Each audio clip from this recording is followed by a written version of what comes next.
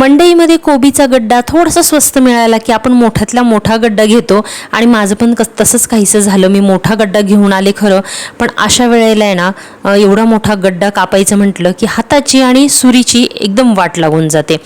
तर मी आहे ना आज तुम्हाला एकदम मस्त अशी भन्नाट आयडिया सांगणार आहे की कोबी आपण बारीक कशा प्रकारे चिरू शकतो. आता इथे मोठ्यातला मोठा गड्डा घेतलेला आहे, मी छान धुवून घेतलेला आहे. सगळी वरची जी पानं वगैरे आहेत एक्स्ट्राची ती काढून घेतलेली आहे. काही किडूक मिडूक असेल तर ते पण काढून घ्यायचं आहे. आणि आता इथे जे आपल्याला साधन लागणार आहे हा कोबी कट करायला ते एकदम सगळ्यांच्या घरात अवेलेबल असणार आहे. असंच आहे, एक ग्लास घ्यायचा आहे. तो अशा प्रकारे त्याची किनारीला आहे ना थोडीशी धार पाहिजे. कोबीच्या एका साईडला ह्या ग्लासाने त्याच्यावर जोरात आपल्याला असे खाचे द्यायचे आहेत, जेणेकरून आहे ना हा कोबी ऑटोमॅटिकली कट होत जाईल.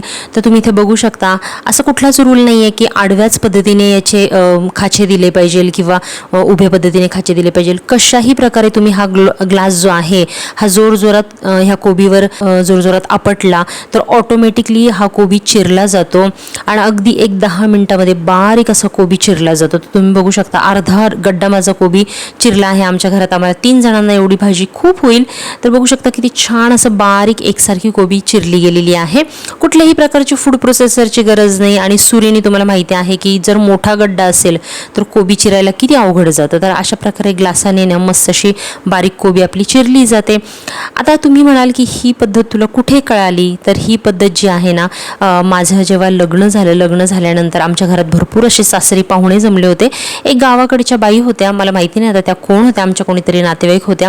आणि लग्न घरी तुम्हाला माहिती आहे खूप सारे पाहुणे जमल्यानंतर भाजी वगैरे करायला सगळ्या बायका एकत्र जमतात. तर त्यावेळेला त्या गावाकडच्या ज्या कोणी आमच्या नातेवाईक होत्या ना त्या अशा प्रकारे त्यांनी कोबी चिरला होता आमच्या समोर आणि सगळ्या बायकांनी खूप कौतुक केलं होतं त्यांचं.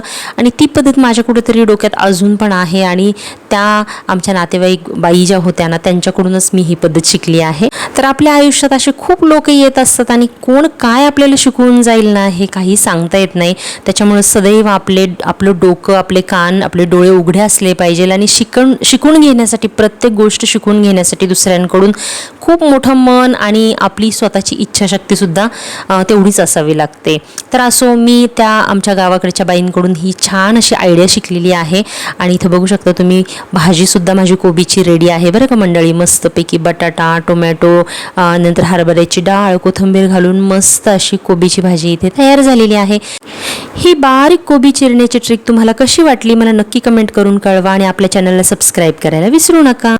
चला तर मग आता पटपट आपल्या या व्हिडिओला लाईक करा.